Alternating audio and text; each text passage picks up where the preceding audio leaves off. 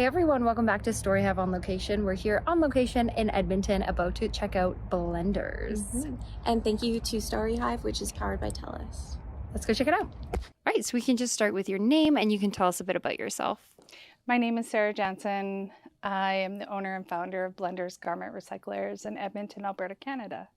For folks who don't know, what is Blenderz Garment Recyclers? We are a zero waste, no export textile recycler, thrift store, and upcycle school in Edmonton.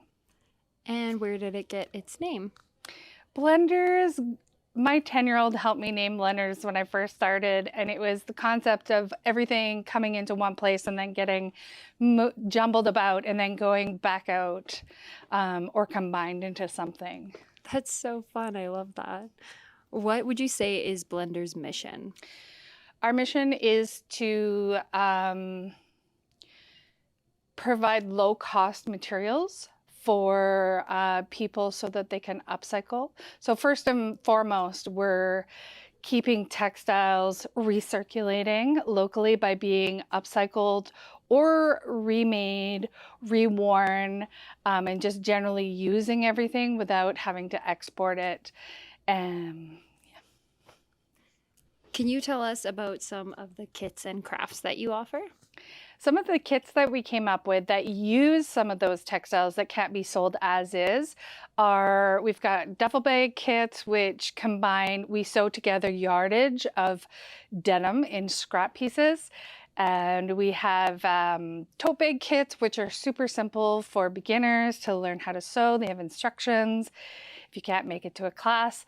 Scrunchie kits and apron kits, and then we've got poof kits, so you can make your own stuffed ottoman at home. We even provide a bag of shred.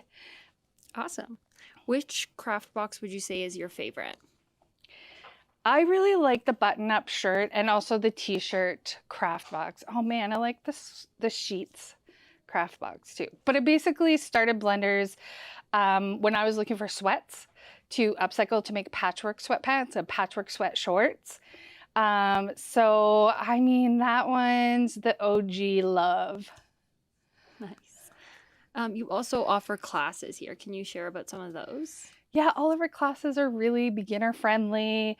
We've started to introduce some more second level or more advanced skills in our classes, but they're all 3 hours, and you come and you make a product, like you'll make a pair of pants or you'll make a top, and then you leave with those skills that you learned, and then also the product that you made.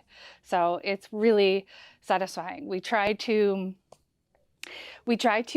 encourage people and make them feel comfortable, to give them confidence so that they can go home and like sew whatever they want. What would you say is the best aspect of the work that you do? Community.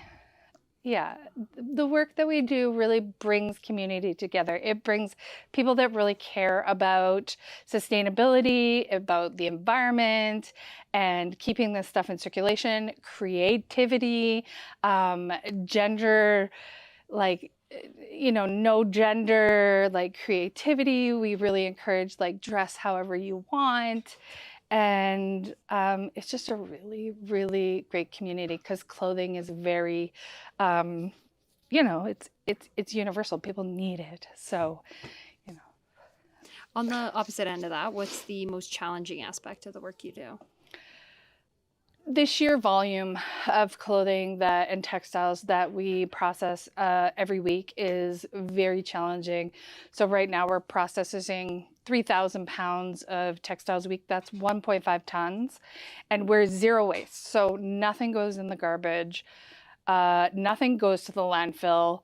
So we have to find creative uses to use it all up. And that is very challenging, but also very fun. Why do you think it's important to have a space like this in Edmonton? Because it's truly circular. these centers, when you think of a thrift store, you think that when you're taking your stuff there, it's going to go back out into the community. And a lot of times it doesn't. With Blenderz, every single thing goes back out into the community. And even when it's been through a couple of cycles, it can still come back, and then we can still shred it and use it for stuffing, or, you know, as our technology develops, we can spin it and turn it into new yarns and fabrics. And then last question, it doesn't have to be specific to Blenderz, but what would you say is the best piece of advice you've received throughout your life? Throughout my life? Oh my goodness. Throughout my life. Oh, I can give you the best piece. We'll start with the best piece of business advice was focus on your own thing. Every time you're getting distracted about what everybody else is doing, just focus on what you're doing and why you're doing it. And just stay true to your mission and your values. And so far, that has not led me astray. In life, I don't know about having received it, but gratitude is a really big thing for my life. And there is so much out there, like so many clothes, so many socks, so many people willing to donate and help and participate and give stuff for free. And even if it's socks, right? Looking at everything like a resource, and even if it's just for fun or a craft activity, like it doesn't have to be anything big, but an attitude of gratitude.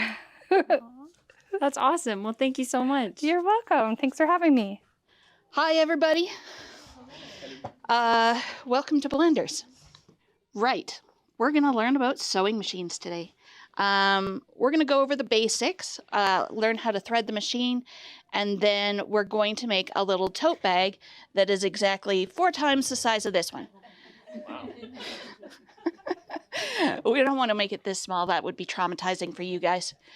But a tote bag is a nice and useful and easy project to start with. So that's where we're going to start.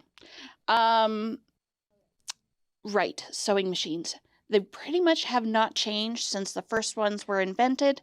The very first ones obviously were mechanically operated rather than running through electric motors, which meant that they either had a hand crank or they had a foot pedal. I'm sure you guys have seen the old-fashioned treadle machines. They were great fun. Good workout for your legs. Other than that, there hasn't been a whole lot of improvement in machines, innovation really. The newest ones out there are starting to add a bit of computerization to them. But other than that, the biggest innovation is the very first ones only had a single thread, and now our machines have 2. One that sits on top of the machine and one that sits inside. You'll notice that I have pulled out your little inside spool of thread, and it's sitting in front of you. That's called a bobbin, but for now we're going to start with our top thread. Okay, there's a little bit of up and down at the beginning of the class here, so I'm going to have you all come over to me. All right, as you can see on the top of my machine, there are 2 spool holders up here, and that is because of a lovely little device called a twin needle. It's really a specialty tool. I'm going to pass one around to you guys. I, in my career, have maybe used it 2 or 3 times. It's a really specialized piece of equipment. What it's going to create is the type of stitch that you would see on a t-shirt, where there are 2 straight stitches on the outside and a back and forth on the inside. Because there are 2 needles to it, though, it needs 2 spools of thread on the top. And that's really the only reason that there are 2 spool holders. So when it comes to working with a standard needle, it really doesn't matter which one of these spool holders you use. You're just going to plop your thread right on top. Now, I will say that sewists tend to be very literal-minded when we name things. Hence, twin needles have 2 needles on them. Spool holder holds your spool. And the first thing we're going to come to after we leave the spool holder are thread guides. And surprise, surprise, they're there just to guide the thread. So if you miss a thread guide, the world is not going to end. Your machine will work slightly better if you get all of them. But if you don't, meh. Okay, so on most machines, you will see either 1 or 2 right on the top of the machine. My machine has 2, obviously. This machine over here only has 1. It's really going to depend on your machine, and you'll just open your eyes and look and see. All right? So if you have these lovely little pigtails, you're just going to swirl the thread through them. One more time, because I have 2 of them, and it's good for repetition.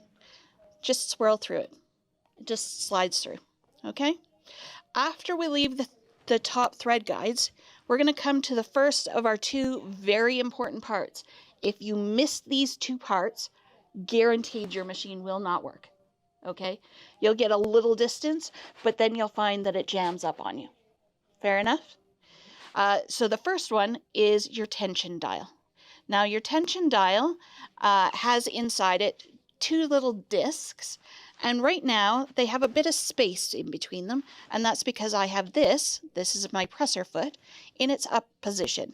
This is operated by a little lever here on the back. When the presser foot is up, the tension is disengaged, which means there's space in between those 2 discs. When I put it down, those 2 discs are going to clamp down on the thread and make sure that it goes through the machine at a nice even pace, which is essential for it to work properly. Okay? So, lifting my presser foot up again, we're just going to slide between those 2 discs, and then on the left-hand side, you'll notice there's this little bitty spring. Do you see the spring my awl is catching? What we want to do is we want to make sure that the thread stays underneath that spring, but also we're going to pull it up and over to the right enough that it gets over this little finger of metal. Can we all see that? Okay, when we leave our thread guide, we're going to come to, or leave our tension dial, we're going to come to another thread guide. Now, on some machines, there are 2 separate ones, one for your way up and one for your way down, like is on my machine. Some machines have a double wide, and you'll come up through it and down through it. So this is a notch style. We're just going to notch into it. Okay? Then we're coming to our second of our 2 very important parts. Please don't miss these parts. If you miss these parts, your machine won't work. This is your uptake lever. Now, your uptake lever's whole job literally is to pull the thread up from out of the machine when your needle pushes it down inside the machine. Okay? So it's super important that you get it, because otherwise you'll end up with these big long loops of thread that stays down inside the mechanics of the machine. This one, we're just going to thread through the hole. Some have a split hole, and so you will slide behind it and pull it forwards. That's more common on the newer machines because both the tension dial and the uptake lever in the newer machines tend to be sunk in a little bit more. All right, on our way back down, we're going to catch another thread guide. There's one more thread guide just at the bottom of the arm here. One more right at the top of the needle, and then we're going to come to our needle. Now, needles on sewing machines can be oriented in one of 2 ways, and it will both ways will depend on which way your bobbin goes into your machine. Okay, so on my machine, you can see I pulled my bobbin out of the front of my machine. Some machines, the bobbins go into the side. So on the front loading bobbins, the needle will be oriented so that you're threading from the front to the back. On the side loading bobbins, the needle will be oriented so you thread from the left to the right. There are some machines yet still that have top loading bobbins, like this one, where the bobbin literally just drops into a hole. On those machines, it is manufacturer's choice whether they have oriented their needle front to back or left to right. it will still be one of those two, okay? The best way to figure out is read your owner's manual. All right, so on my machine, the needle is oriented front to back. That's where we were at. Now, I know a lot of you are going to go, don't do that. That's so gross. So gross. Your mouth is one of the dirtiest parts of your body. Please don't put it on your thread. It's so gross. So gross. And it's the least effective way of getting your thread through your needle anyways. What is better is to give your thread a fresh clip. So you're just going to grab your scissors and go snippy snip. And then it's easily going to be able to find the hole. Now, easily is a relative term, because if you're like me and you're starting to have trouble trying to see, seeing the eye of the needle is always a bit of a pain. There is a little hack down the front of the needle. I don't know if you guys noticed while you were handing around the twin, but there is a groove that runs right down the front of it. If you hit that groove anywhere with the thread, it will naturally slide itself down to where the hole is in the needle. It won't necessarily go through the hole, but it'll find the hole, okay? Once you've got it to the hole, then you're just going to change the angle and push right through, okay? And then you'll have your needle threaded just like I've got mine. I want you all to go back to your machine and give it a try. And I know most of your machines are already threaded, but I will know if you cheat. Once you think you've got it, let me know and I'll come around and check you. Yours is just a little backwards, the joy of this machine. So you're going to come down and over. You are really close. Okay, so this just notches into that little wire. Okay. And this needs to get up and over this little finger of metal. Fantastic? All right. Everybody gets to come back. Now, I told you all that there are two spools. These are our second spool. This is my little stash of the variety of bobbins that you can have. As you can see, there's quite a few different sizes and materials, because thread tension is a balancing act between the top thread and the bottom thread. So it's super important in those machines to use either a plastic or a vinyl. Okay? You don't want to use a metal one in those.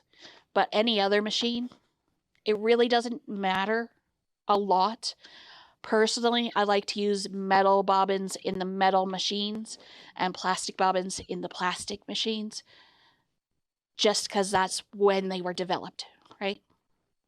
So they work slightly better together.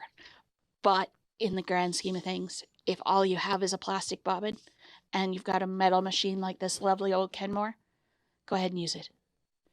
So I like the Holy sidewalls just because I can make sure that the thread is going to stay in place. First time, every time. That's just my personal bias. You guys do whatever you like. All right? Now, every machine is going to come with a bobbin winder, every domestic anyways. On this machine, that's this here. Okay? A lot of you thought that was the spool holder. Nope, it's our bobbin winder. Okay? Now, bobbins, just like the top thread, need to have some tension on them when you're winding them. Otherwise, they're going to end up loose and loopy, like this lovely one. We can all see how delightful that looks. And if I tried to put this in my machine and sew with it, it would break thread every couple of stitches, which, you know, gets frustrating after the first time. Not even the second time. After the first time, you're like, son of a munchkin. All right. So we want to make sure that we get some tension on it. Not too much, not too little. Fortunately, the machine comes with its own little tension for the bobbin winder, and that is this little button here. Now, sometimes it's hiding on this lovely machine. It's hiding back behind the handle, just right here. but there's always going to be a little button on the top. It's not this. This controls how much pressure my presser foot is giving me.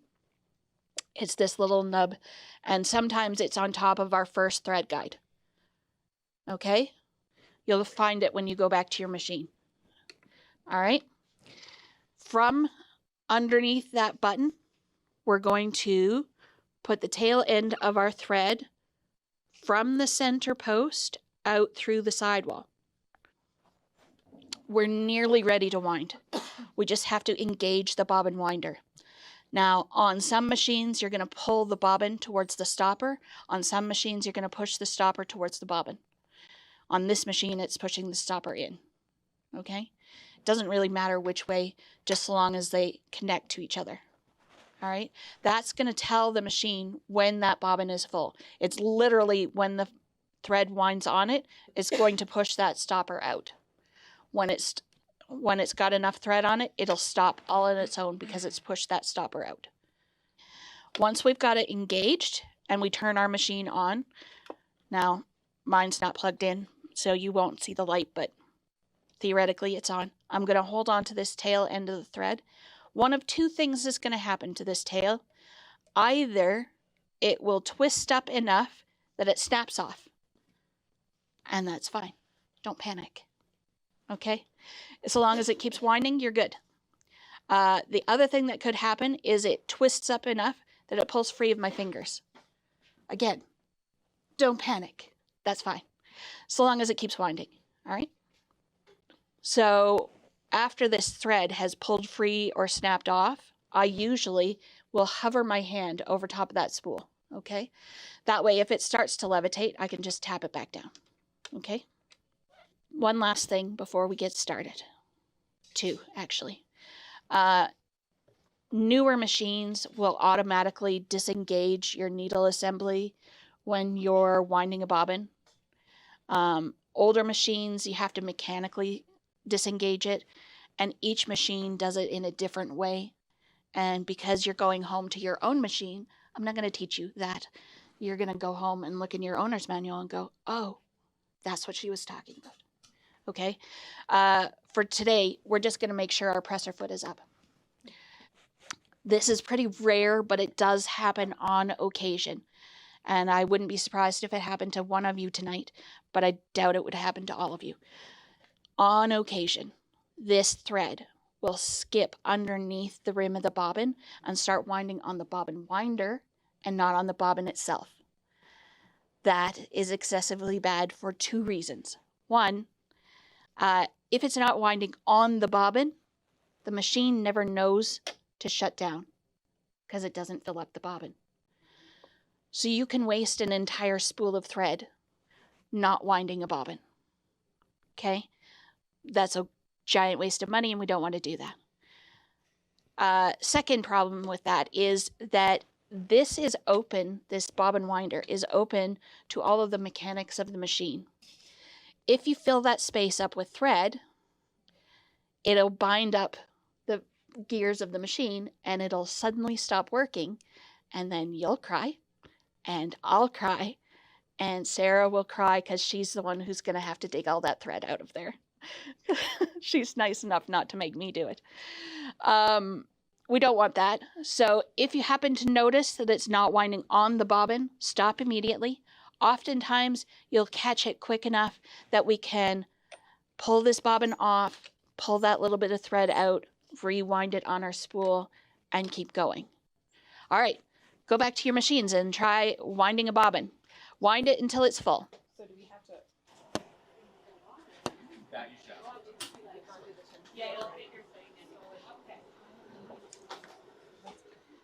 All right, throwing our bobbin into our machine. We're not actually going to throw it because it won't stick. Most machines are going to have a little bobbin assembly. For this lovely Kenmore, it has 3 parts to it: the bobbin casing, and the hook assembly.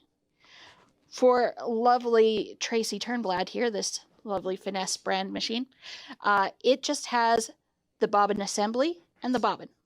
It doesn't have a casing. Okay, that's the joy of having a top loading machine. They're somewhat easier for new users because you literally just drop the bobbin in. Okay, for the rest of us who have these lovely little casings, there's a couple things I want to point out to you. I'm just going to turn around and face you guys.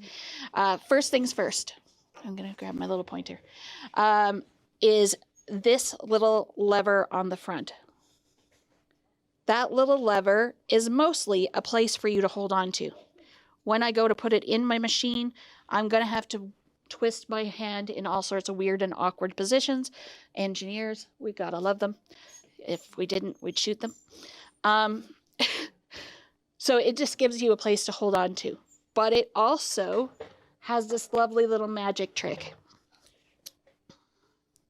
When I hold on to it, the bobbin stays in. When I let go of it, the bobbin falls out. It just has a little hook mechanism attached to it on the inside that grabs the rim of the bobbin. That's how that works. It's not quite magic, but it feels like it. To me, anyways.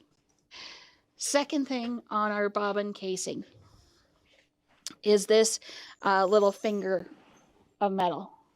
That finger of metal is a direction indicator. You will notice that it is in line with a little hole in the top of the casing. That little hole, the needle descends slightly into. Not a super far distance, but just enough that if it's in the wrong position and it hits the solid side of the metal, your needle is going to snap off. So it's super important that we get our bobbin casing in the correct direction. Okay? So we always want that finger pointing up. It has a little spot that it notches into in the machine, actually. I'm just going to tip my machine back so you can take a peek. Down in here, you see that little notch? That's where that finger of metal just nicely slides into. The next thing is this little crack in the sidewall. Our thread is going to go into that little crack and underneath this flap of metal. Okay, that flap of metal is the tension dial for the bobbin itself. Okay, now we put tension on the thread already. That was just so that it wound nicely. Just like when they wind a spool of thread at the manufacturer, they put a little tension on it as well. Okay, but this is so that it goes through the machine smoothly. Okay, you can adjust this tension as well as this tension. But as beginners, I'm going to say, don't play with this. It takes a really long time and a lot of delicacy of touch to get this adjusted correctly. Okay? It's an experience thing. There isn't any set placement for it. And if you get it out of whack by a little, it's like it's out of whack by a lot. So when you're beginning, just don't play with it. Because to get it back into the right spot is probably going to take you taking your machine into a service center and saying, hey, I think I messed up my tension. And then they'll charge you over $100 to get it back to where it should be. Okay? We don't want to waste $100 every time we put in a new thread. Okay, we're going to throw our bobbin into our casing. Now, some teachers will teach you that your bobbin thread is going to make a P or a Q with the tail of its thread. I don't know what it is because I'm dyslexic. So P and Q to me is the same freaking letter, so we're not going to go with that. We just are going to know that the thread is going to come off the top and head to the right. Okay? So we're off the top to the right, and we're just going to drop it in the hole. Once it's in the hole, when we pull the thread around, it's naturally going to want to fall into that crack that I showed you guys earlier. Okay? When it falls in that crack, we're going to lay it alongside the metal wall, and we're going to pull it underneath the metal flap. Do we need to see it again? One more time, just for practice? Okay, off the top to the right, drop it in the hole, pull the thread around, it falls in the crack, lay it alongside, pull it under the flap. Okay, once it's there, it's ready to go in your machine. It doesn't really matter where this tail lays, so long as it's not laying on the exposed side. Okay, we want it back towards the side that you're holding. You're going to grab the little flap that I showed you first, and then you're going to turn and put it into your machine. Now this is, like I said, a really awkward placement. Engineers, Lord love them. You're going to push until you hear, oh, did it do it already? Did we hear that little metal click? Yeah, I think he's in. Okay, when we hear that little metal click, that's how we know it's in. If we haven't heard it, and sometimes it's super quiet like it was tonight, sometimes it's super noisy. You never know. If it's in, great. You'll have heard that little metal click. If you haven't heard that little metal click, be a little careful when you do this next part, okay? Because your bobbin might move around because it's not fully in, okay? We're going to grab the tail end of our top thread. And then we're going to grab this wheel on the end. Now, some of you might have discovered this already because when you were winding your bobbin, your uptake lever moved. But if you haven't, this is your flywheel. This flywheel controls the whole of the needle assembly, okay? You'll notice it can turn in either direction, but if you are turning it top edge going away from you, it's not doing you any favors. It's only going to help you if you turn top edge coming towards you. Okay, so always, always top edge coming towards you. We're going to turn it until it makes a full rotation. The needle is going to go all the way down and all the way back up, and so is our uptake lever. You'll notice, now that I've done a full rotation, see the little loop of bobbin thread that it pulled up? Can we all see that? Once we can see that loop of bobbin thread, we're just going to sweep something. It doesn't matter what. It could be your scissors, your finger. Please don't use your finger. That's a dangerous place to put your finger. You could even use the tail end of your top thread. Sweep it underneath the presser foot to pull that tail all the way up to the surface. Okay? Once it's all the way up, then we can close up our bobbin area. And we are ready to sew. The States, and so we still use imperial measurements for a lot of our sewing. So when you get the big brand name patterns like Butterick, Vogue, McCall's, Simplicity, they all use 5/8 of an inch. Hooray, imperial. But if you buy a pattern off the internet, it is going to be randomized depending upon the designer who made that pattern. So with this one, there's Just roll it in. It's all coming together. Yeah, just do your best with it. Just got done filming at Blenderz.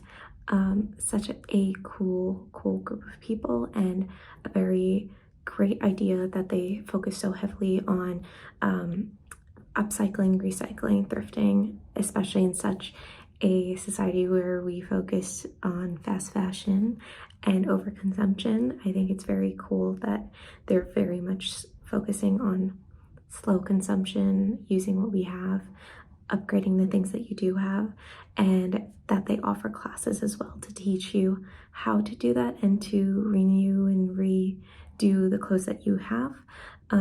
In this case, they were making tote bags, which is very fun. The instructor herself was amazing. She was so very thorough and very hands-on with everybody in teaching them how to do things properly, and also setting themselves up so that they were able to continue this and do this at home.